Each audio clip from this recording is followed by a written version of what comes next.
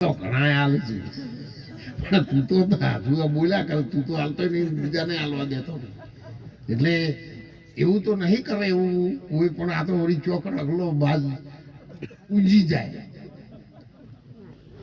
અમારા રમેશભાઈ જો ચૌધરીભાઈ વચ્ચે ત્યાં જરૂર પડી હતી, મેં ફોન કરી, મેં 2 લાખ રૂપિયા મોકલજો, સિઝનમાં તમને પાછા આવ્યું, તરત લઈને આવ્યા એટલે અમારે. એટલે અત્યારે હાલ તો ગમે તે કરીને આપણે કોમ તો પૂરું કરી દીધું છે. પાકી બિલ્ડિંગ સિવાયનું 1000-1500 માણસો રહે એટલી વ્યવસ્થા કરી છે. પાકી બિલ્ડિંગ ખૂબ મોટો ખર્ચો છે, એટલે મારાથી વગડો ના બોલાય, પણ બહુ મોટો ખર્ચો છે.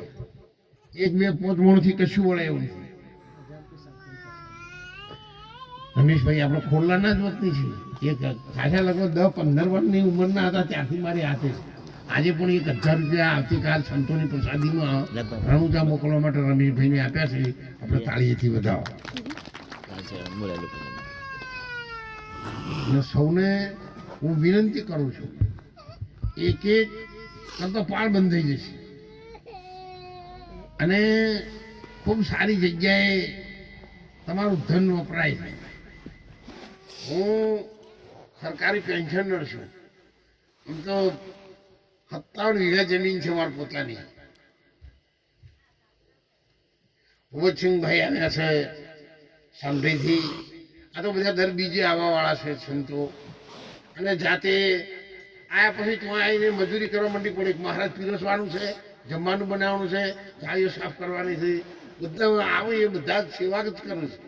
ત્યાં આવ્યા પછી કોઈ મોટા મહેમાન થઈને કે ગાદલા પાછું ઉરી એવા નહીં આપણા માણસો. સેવામાં સાચા અંતરના ભાવથી સેવા કરે.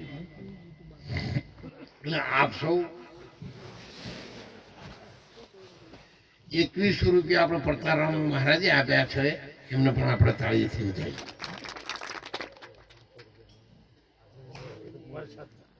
વિષ્ણુપુરી મહારાજ કીધું પણ અત્યારે પૈસા નહીં આવે તો હું અહીંયા નાખા લઈ જાય.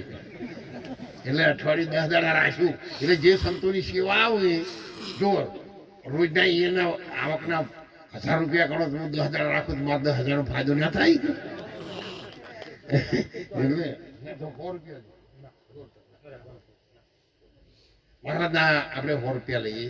ભગવાને મને ખૂબ આપ્યું છે, ખૂબ આપ્યું છે. હો, પણ તમારા બધાને હાથે રાખીને મારા કામ કરવું છે. તમને બધાને હાથે રાખવા. એટલે બેનો તમારે અપાય હો. તમે એવું ના માનતા હો કે આ તો આદમી એકલા જ હાલો. આ તો એક વખત એક બેનને ડિલિવરીનો પ્રસંગ આવ્યો, દવાખાને દાખલ કર્યો. એટલે ડૉક્ટર સાહેબ પટાવાળાને મોકલો કે જા ભાઈ આ બેનના ઘરવાળા સાહેબ છે ને એ કોટ પાટલું પહેરી પગેથી ઊભા છે, એમને સંદેશો આપો. ગભીરજી તરફથી 500 રૂપિયા અહીંયા મોકલ્યા છે. જય ગુરુ. આદરણીય રામાજીભાઈ તરફથી પણ 1000 રૂપિયા મોકલ્યા છે. ખૂબ ધન્યવાદ. એટલે પેલી બેનની ડિલિવરીનો પ્રસંગ ડોક્ટરનો સંદેશો મોકલ્યો, ભાઈ જો દીકરાનો જન્મ થવાની તૈયારીમાં, દીકરો બચાવો છો, બેન બેમાંથી એક બચશે. સાહેબને પૂછીને આવો તો ઓપરેશન ચાલુ કરીએ. સાહેબને પૂછવા ગયા ને એટલે સાહેબ એકદમ હલી ગયા. એ ત્યાં એવું કરું,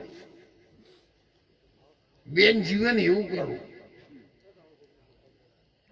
છોકરો તો ભગવાન કાલ વળી બીજો હે હાલશે, પણ આ ફેક્ટરી ચાલુ રહે એવું કરવા દો. એટલે વળી પાછો ફેર પટાવાળો રિપોર્ટ લઈ આવ્યો કે બેનનો જીવ જોખમમાં છે. છોકરો બચી જાય છે પણ બેન જોખમમાં છે. હવે પ્રશ્ન આવ્યો સાહેબનો જબરજસ્ત.